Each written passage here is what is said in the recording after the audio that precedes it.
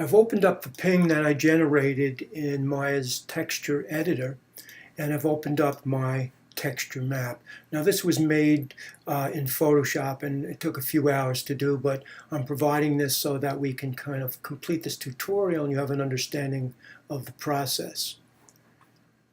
I'm going to go to the ping and I'm going to make a new layer, and I'm going to fill that with a default black,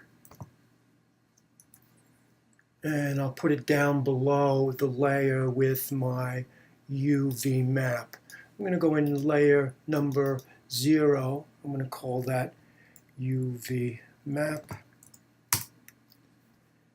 and I'm going to lock it down. This way I won't make a mistake and paint over it. I'll jump into my texture, and now I'm just going to go and copy and paste these into the texture UV map generated by Maya. I've copy and pasted all my textures into the ping that was generated by Maya. You can see now that it's comprised of layers, so I need to save this as a PSD. So I would just hit Command Shift S to save, name it, and save it. In my layer window, the last thing I will do is turn off the UV map reference so the white lines don't show up on my model.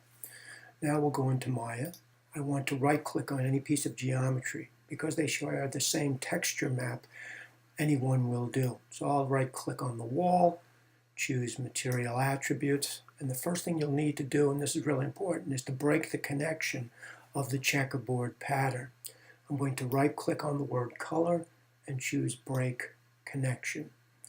I'll click on the checkerboard at the far right-hand side of the slider bar.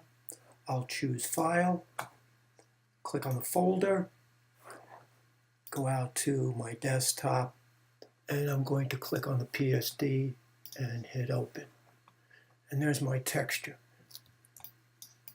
One last thing I'm going to do is I'm going to go to the Hypershade. I'll double click on it and make sure that the transparency node is not linked. Very often with Photoshop, because of the layers, it may introduce an alpha channel.